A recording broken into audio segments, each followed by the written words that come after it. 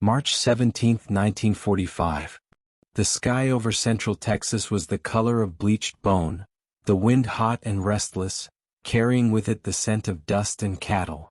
A convoy of U.S. Army trucks rumbled along a narrow ranch road, their engines groaning beneath the weight of a dozen frightened souls. Inside the rear truck, 12 German women sat shoulder to shoulder on wooden benches, clutching canvas duffels stamped POW. The road jolted them like a restless horse, but no one complained. Fear had dried their throats too long ago. Liesel, the youngest of them at 22, whispered a prayer into her sleeve, counting the seconds between the bumps. She had once been a nurse in Hamburg, then a field orderly near the Rhine, until capture came with the sharp bark of English words and the glint of American bayonets. Now she told herself this was the end of the line. America, enemy land. She looked at her companions, Marta with the hardened face of a factory forewoman, Greta who still wore her Red Cross armband, and Elsa who had lost 2 brothers to the war and stared forward as though already gone herself. None of them spoke. Each held inside a private image of what awaited beyond those rattling truck doors. Rumors had spread in the holding camps of Europe. Americans who hanged female auxiliaries, Americans who shaved women's heads and paraded them through streets. Liesel had tried not to believe them, but the mind always makes its own gallows. The convoy slowed. Dust spiraled past the wooden slats.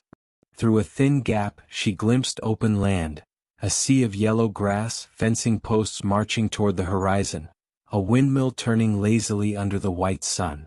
The truck halted with a hiss of brakes, and for a moment the silence roared louder than the engines. Then came a shout from outside, "All right, ladies. Out you come." They hesitated. The door clanged open, sunlight flooding the dim hold. A soldier in a khaki shirt and Stetson hat waited below, one hand resting on his belt buckle, the other holding a clipboard. He was lean, sun-darkened, with that strange casual confidence Americans carried like a birthright. Liesel climbed down first, her boots sinking into dry dust. The heat struck like a slap. The man glanced over the list and nodded. "Welcome to Hollister Ranch, ladies. I'm Sergeant Rayner. You'll be working here till further orders." "Working?" Marta asked, her English halting. "You mean, not prison?" Rayner smiled faintly. "Ma'am, out here we don't have much in the way of prisons. Just work to be done and daylight to do it." Beyond him stretched a spread of rolling pasture broken by a low wooden fence, barns, and corrals filled with curious cattle. The air buzzed with flies and the low moan of wind through grass.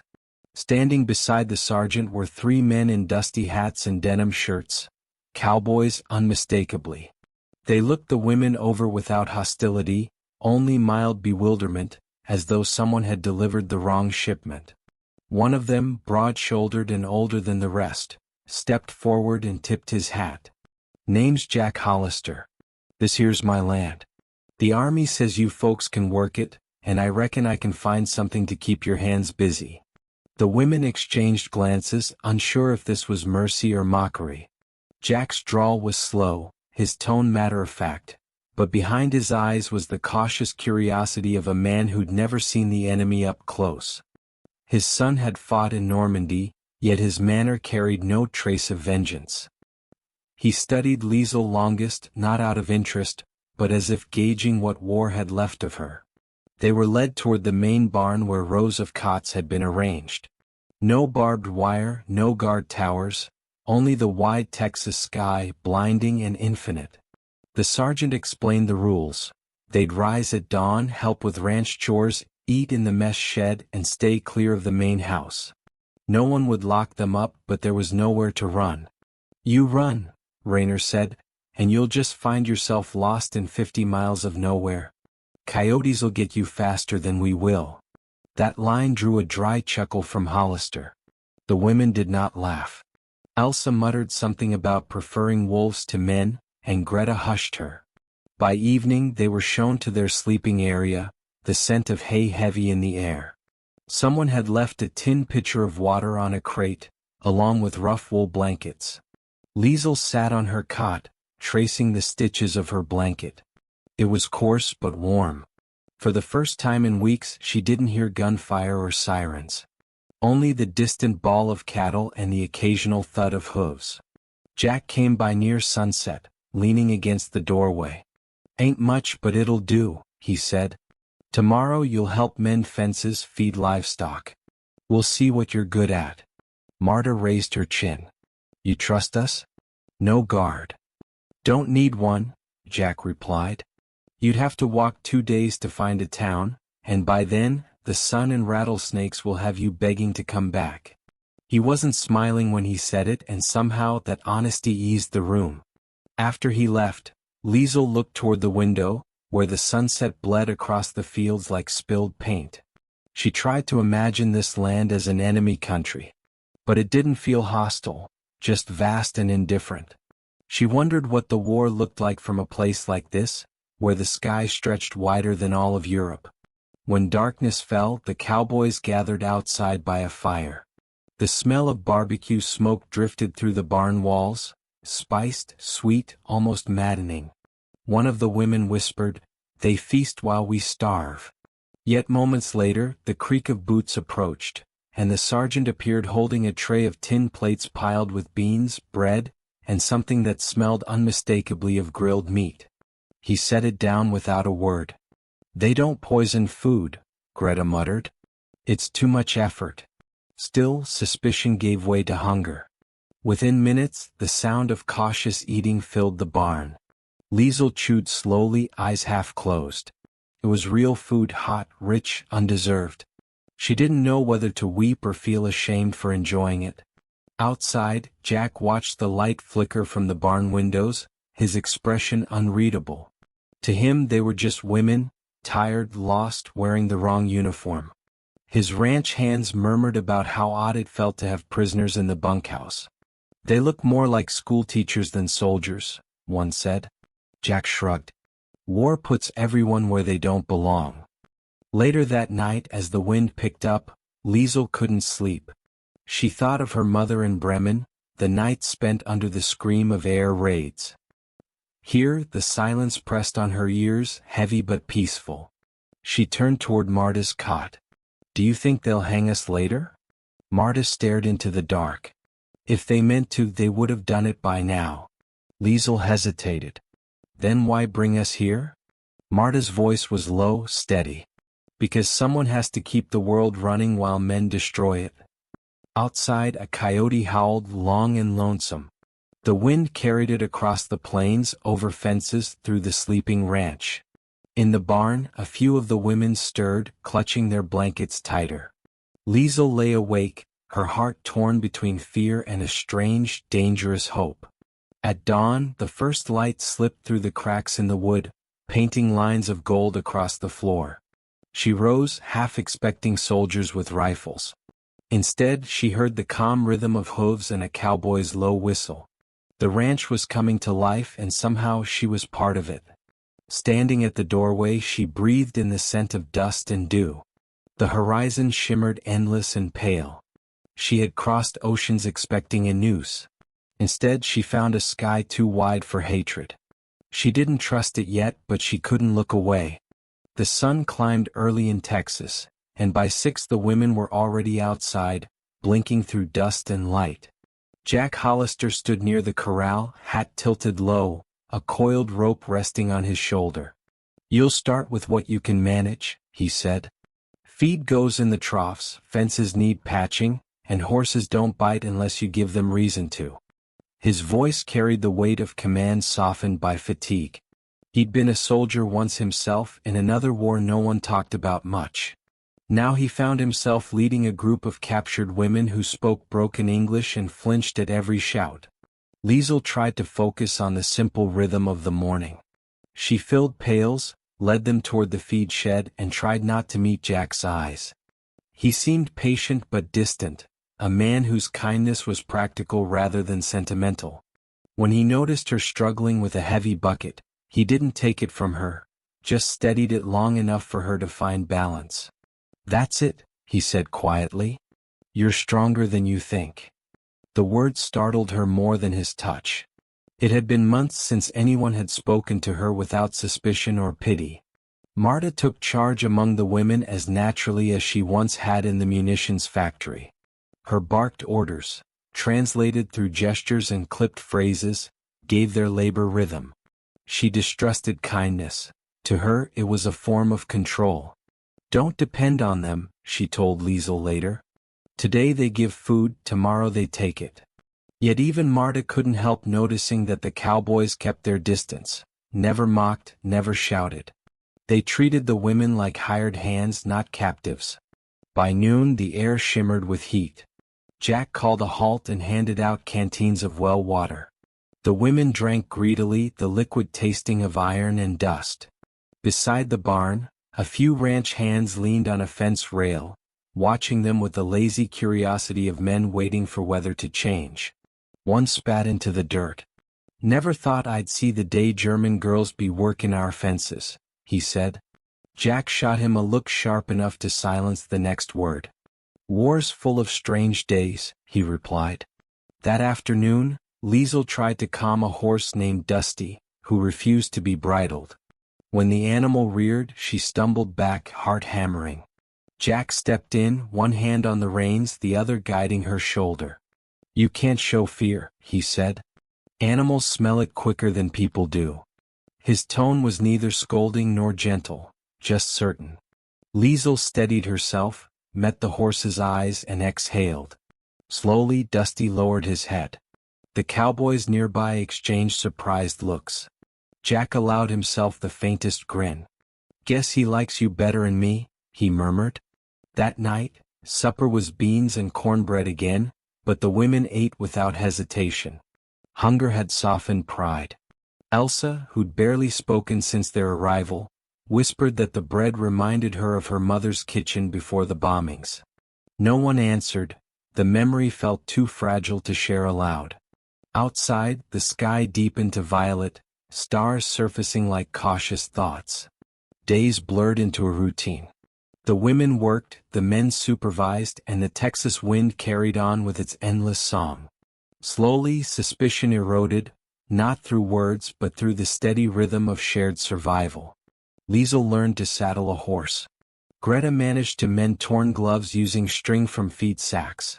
Even Marta began to nod in greeting to the ranch hands. Still, an invisible line divided them, one side bound by uniforms and orders, the other by a quiet sense of home. One Sunday when the army truck brought supplies, Sergeant Rayner brought news instead. "Germany's falling apart," he told Jack under the shade of a pecan tree. "Whole cities flattened. These girls' families might not have much left to go back to." Jack's jaw tightened.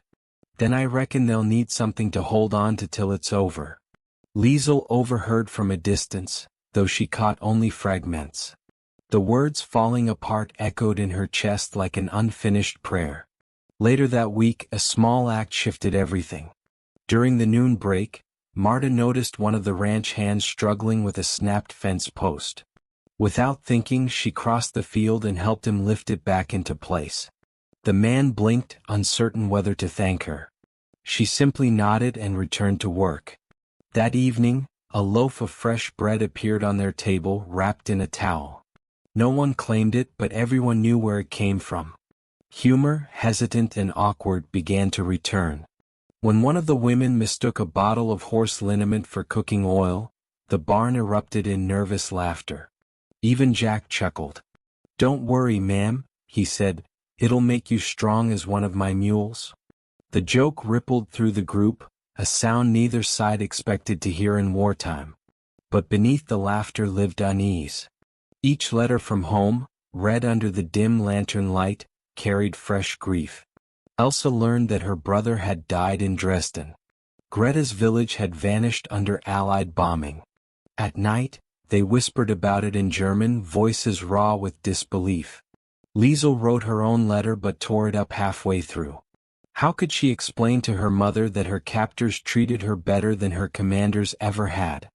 Jack noticed the change in her, the way her silence carried thought instead of fear. One morning he found her near the stables, sketching in the dirt with a stick. "What's that?" he asked. She glanced up, embarrassed. Home, she said, drawing rooftops and a river. He squatted beside her, tracing a rough outline of Texas next to it. Not much water here, he said. But plenty of sky. For a moment they both smiled, though neither knew why. That afternoon, thunder rolled across the plains. A storm swept in fast, wind snapping the clotheslines and scattering hay. The women scrambled to pull tarps over the feed stacks. Liesl slipped, nearly crushed by a falling beam, but Jack caught her arm, yanking her clear. Rain drenched them both. When it ended, the air smelled of wet earth and relief. Jack let go slowly. "You all right?" he asked. She nodded, trembling more from the closeness than the fall.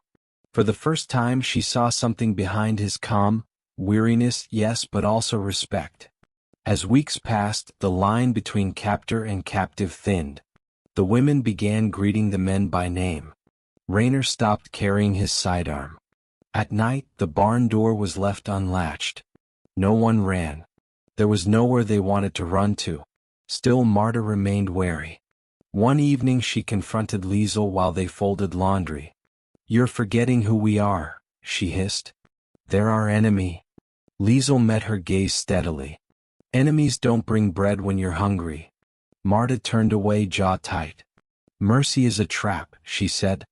"It makes you forget what was taken from you." Liesl said nothing.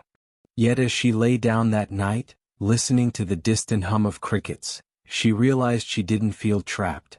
She felt suspended between two worlds, one of ruin, one of redemption, and she no longer knew which was hers. At dawn, she woke to the smell of coffee drifting from the cookhouse. Jack stood outside, watching the horizon burn with color. "Big storm last night," he said. "But the fences held." She nodded, unsure whether he was talking about wood or people. By midday, laughter drifted from the fields again, mingled with the ring of hammers and the lowing of cattle. The Texas sun blazed over strangers who no longer looked entirely foreign to one another. Yet beneath that fragile peace, a shadow lingered. The war was ending, and soon, all this would vanish like smoke. That night, as the lanterns dimmed, Liesl whispered to herself, "We came here as prisoners." She paused, staring at her calloused hands. "But what are we now?" Outside, the wind sighed through the mesquite trees, carrying no answer, only the promise that whatever lay ahead would change them all before the gates closed again. The war ended on paper long before it ended inside the women. By summer, word drifted through the ranch like dust. Germany had surrendered. The news came not with trumpets but with a folded telegram Sergeant Rayner carried in his pocket, sweat staining the creases. He read it to Jack beneath the windmill, his voice low. "Berlin's fallen. Hitler's gone. They're calling it victory in Europe." The words hung in the air like a verdict. Liesl watched from the corral, the sun flashing against the metal of the water trough. For weeks she had sensed the coming change. Men speaking softer, mail trucks arriving heavier, the air thick with unspoken relief. Yet when the news finally came, it did not feel like peace. It felt like abandonment. That evening, the women sat outside the barn, the horizon glowing orange. Greta held her head in her hands. "It's over," she whispered. "Everything we were fighting for, gone." Marta stared at the ground. "We weren't fighting. We were surviving." Liesl said nothing. She couldn't find grief for a country that had already buried her faith long before the Allies arrived. What she felt instead was a strange, shameful gratitude, for the steady rhythm of Texas workdays, for the clear air unscarred by bombs, for the people who had not treated her like a symbol of hate. And yet, guilt clung to her ribs like dust she couldn't wash off. Within days, letters began arriving from the Red Cross. Some were smudged with tears before they even opened them. Elsa learned her mother had starved in Dresden. Marta's brother had disappeared on the Eastern Front. Greta's fiancé had been shot trying to surrender. The women read their letters by lamplight, voices breaking over every name. Jack watched from the barn door, unsure whether to step forward or stay silent. He chose silence. He had seen grief before. His own when his wife died of pneumonia 10 winters ago, and he knew better than to intrude. One night, after most had gone to bed, Liesl stayed awake beneath the flicker of a lantern. She wrote her own letter slowly, every word heavy with confusion. "I am alive," she began. Then she stopped, staring at the blank space that followed. What else could she say? That she had been captured by Americans, fed by them, treated with kindness? That the people she was taught to fear had turned out to be human? The truth felt like betrayal. She tore the page in half and threw it into the stove, watching the flames swallow her uncertainty. A week later, Sergeant Rayner announced that repatriation was being arranged. "You'll be heading home soon," he said as though it were a gift. But no one cheered. Home had become an uncertain word. Marta muttered, "If it still exists." Some of the women wept quietly. Others stared into space, lost in calculations, where they might go, what would greet them. The irony wasn't lost on Liesl. They had spent months longing for release, and now freedom felt like another exile. As preparations began, something in the rhythm of the ranch shifted. The cowboys grew more reserved, as if afraid to grow attached to what was leaving. Jack still gave orders, but his voice carried an unfamiliar weight, like a man bracing for loss. One afternoon, as Liesl packed tools in the barn, he lingered near the doorway. "I hear they'll take you north before shipping you back across the ocean," he said. She nodded, pretending to focus on her work. "You'll have green fields again," he added, "rain that actually smells like rain." Liesl looked up then. "And ruins," she said. "Don't forget those." Jack's expression softened. "We all got ruins somewhere, miss. Some just don't show above ground." Their silence afterward felt almost intimate. When he finally walked away, she realized she had memorized his gait without meaning to. Days passed in a blur of chores and waiting. The army began inventorying supplies, logging names, issuing clean uniforms for travel. But normalcy kept sneaking in. One morning, Greta taught a cowboy named Dean a German word for sunrise. He mispronounced it so badly that the whole yard burst into laughter. Even Marta cracked a smile, brief and reluctant. These moments, fragile as dandelion fluff, made the coming separation heavier. The internal conflict deepened within each of them. They were no longer prisoners, yet not free. Their captors had become companions. Their shame had turned into uneasy affection. The women had started to walk differently, heads higher, movements sure. Texas had burned away their helplessness but left their hearts raw. Liesl's transformation was quiet but profound. When she first arrived, she counted hours in fear. Now she measured days by the color of the sky, by how many words she could trade with Jack before dusk. Yet she was terrified of what leaving would mean. One night, she found him sitting outside the barn sharpening a blade under the moonlight. The air smelled of mesquite and horses. "You'll be gone soon," he said without looking up. She sat beside him. "Do you want us to leave?" she asked. He paused. "Want's got nothing to do with it. The world keeps moving, whether we're ready or not." Then softer, "But I'll miss the quiet you brought. Funny thing for prisoners to give a man, peace." The words lingered between them, unspoken feelings wrapped in the language of understatement. As the day of departure drew closer, the women began to leave small traces behind. Greta stitched a handkerchief with the initials of every woman on the ranch. Elsa carved her name into the back of a fence post. Marta, ever pragmatic, left nothing but an orderly barn and a note that read, "Work done." Liesl found herself standing by the water trough, staring at her reflection rippling under the Texas sun. Her face was tanner, older, but her eyes, once hollow, now carried something alive. On their last night, Jack hosted a small supper. It wasn't an order, it was a gesture. The men cooked barbecue over a pit, the smell drifting across the yard. The women sat at long tables, unsure whether to laugh or cry. Jack raised a tin cup. "To better days," he said simply. Liesl lifted hers too, though her throat ached. When she met his gaze across the fire, something in her chest trembled, a quiet realization that the line between captor and captive had vanished, replaced by something gentler, harder to name. After the meal, the group lingered as the stars appeared. Someone played a harmonica. The tune was slow, mournful, almost like a lullaby. Liesel closed her eyes, letting the sound sink into memory. Marta sat beside her, whispering, "You'll forget them soon." But Liesel shook her head. "No," she said. "That's the worst lie we tell ourselves after war." Before dawn, she woke early and walked to the corral one last time. Jack was already there, feeding Dusty. He turned when he heard her. "Didn't think you'd be up this early," he said. "Couldn't sleep," she replied. She hesitated, then held out a small object, a torn patch from her old uniform. "To remember we were enemies once," she said.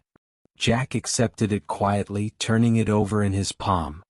"Enemies once," he repeated, "but not here." When the trucks finally arrived, the ranch fell silent. The women climbed aboard slowly, their eyes sweeping over every corner, the barn, the fences, the endless sky that had sheltered them. Liesel took one last look at Jack. For a moment, it seemed she might step down again. But then the engine started and the convoy began to roll. Jack lifted his hat as the dust rose behind them. The wind carried Liesel's whisper through the open slats of the truck. "We thought you'd hang us." His voice answered faintly through the hum of engines. "Ma'am, that ain't how we do things in Texas." The words followed her long after the horizon swallowed the ranch, echoing like a promise that mercy, once given, can outlive even war. The trucks reached the port at Galveston 3 days later, but it felt to Liesel like a lifetime. The road stretched endlessly, past wheat fields and small towns where Americans paused to stare at the convoys, faces unreadable, curiosity and pity tangled in equal measure. Inside the truck, silence reigned. No one sang, no one prayed. They were too full of unspoken thoughts, as if their voices might collapse under the weight of what they'd leave behind. The smell of salt hit them before the sea came into view. It was a smell that carried both home and exile. When the gates opened, the women stepped into a world of uniforms and clipboards again. Soldiers barked orders, calling names, counting heads. The kindness of Hollister Ranch already felt like a dream half forgotten. Liesel kept looking toward the horizon, half expecting to see a lone rider appear from the dust, hat brim low against the sun. But the only sound was the gulls screaming over the docks and the restless churn of waves. The women were to be processed and placed aboard ships bound for Europe, what was left of it. Inside the holding tent, Greta clutched her small satchel as though it contained her entire life. "When we reach Bremen," she whispered, "do you think there'll still be houses?" Marta, standing beside her, gave a humorless laugh. "There'll be ashes. That's still something to build on." Her voice carried neither bitterness nor hope, only the dull endurance of a woman who had run out of both. Liesel sat apart, hands folded, her gaze steady and distant. She wasn't thinking of Bremen or the ruins. She was thinking of Texas, the smell of mesquite smoke, the weight of Jack's hand steadying her when she faltered, the sound of his voice saying things simple yet large enough to fill silence. That night, a storm gathered over the Gulf. Lightning carved white scars across the sky, and the sea rolled like a restless animal. The women huddled together in the tent, their blankets damp, their thoughts heavier than the rain. Liesel couldn't sleep. The memory of the ranch clung to her like a ghost refusing to leave. She rose quietly, stepping outside. The wind lashed against her hair, and the rain tasted like salt. She stood by the fence overlooking the dark waves, trembling with something that wasn't cold. She wasn't alone. A shadow moved near the gate, tall, broad-shouldered, wearing a coat dark with rain. For a heartbeat she thought she had conjured him from longing. But then he spoke and the voice broke through the storm. "Didn't think Texas weather would follow me here." Jack Hollister stood under the guard light, hat dripping, eyes faintly smiling. Liesel's breath caught. "Jack, how?" He shrugged. Army needed someone to sign off on the work contracts. Figured I'd see y'all off proper. For a moment, the rain was the only sound. Then she stepped closer, words tumbling out like a confession. I didn't want to leave, she said. I don't even know what home means anymore. Jack studied her, his expression unreadable beneath the brim of his hat. Home's where someone's waiting on you, he said softly. World just got to decide who that is. The tent lights flickered behind them, the guards shouting over the storm, but neither moved. She could have told him everything, the fear, the guilt, the strange peace she'd found on his land. But all she managed was, you made it hard to hate anyone again. He let out a slow breath. That's the best trouble I've ever caused. They stood there, inches apart, the storm raging around them. Then he reached into his coat and pulled something out, a small leather pouch. Inside was a handful of Texas soil, dry and red. For when you forget what freedom feels like, he said. It ain't much, but it's yours. Liesl took it in her palms as if it were gold. Her throat closed around the words she couldn't speak. Before dawn, the rain ceased. The sky turned pale, bruised with the last clouds of night. The women were called to line up, their names checked once more. Jack stood near the gate, silent, hat in hand. When Liesl's name was read, she stepped forward slowly, clutching the pouch. She looked back at him, her eyes reflecting every mile they'd shared without ever truly touching. For an instant, he gave a nod. Nothing grand, just a quiet gesture between two souls who'd crossed the impossible and found each other human on the other side. As she boarded the ship, a gust of wind tore across the dock, scattering loose papers. Liesl turned her face to it, the air alive with sea spray and memory. She thought of his words, home's where someone's waiting on you, and felt a strange certainty that part of her would always remain beneath that endless Texas sky. The voyage was long and cold. The sea offered no comfort, only reflection. At night, the women gathered below deck, sharing memories of the ranch, the smell of barbecue, the lazy humor of the cowboys, the sunsets that made them forget the war for a while. Even Marta admitted, grudgingly, they treated us like people. Greta smiled faintly. Maybe that's what victory really is. When they reached Europe, the landscape was a graveyard. Bremen was a skeleton of a city, streets drowned in rubble. Families searched for names written on lists nailed to walls. The women scattered, some found distant relatives, others wandered, unclaimed and unseen. Liesl found herself standing on the edge of a river she barely recognized. The air smelled of soot and salt, but the sky, gray and vast, reminded her of something freer. She reached into her coat and opened the pouch. The Texas soil spilled into her palm, warm against the chill air. She let it fall into the river, the red dust swirling into gray water. For a moment, it looked like two worlds meeting and refusing to drown each other. Months later, when mail routes reopened, a letter arrived at Hollister Ranch. It bore no return address, only a faint foreign stamp and a line written in careful English. If mercy is weakness, then I hope the world never grows strong again.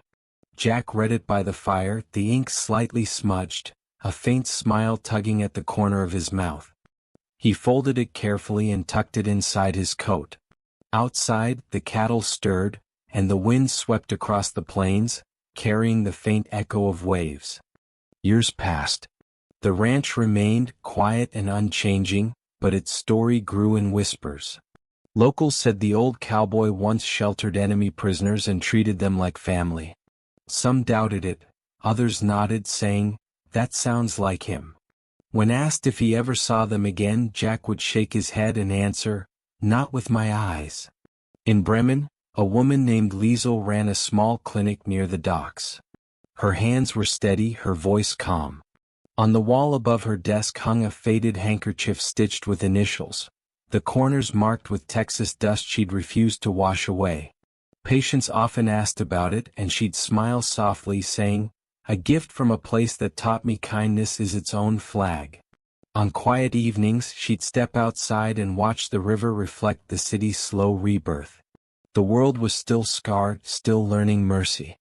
But sometimes, when the wind carried the faint smell of smoke, she closed her eyes and could almost hear it. The low hum of a cowboy's whistle, the rustle of wind through dry grass, the words spoken under a storm that had outlasted a war. And in that memory both of them lived still, not as captor and captive, but as proof that compassion could survive the ashes of any empire. The world had burned and rebuilt itself countless times, but the lesson they left behind remained unshaken.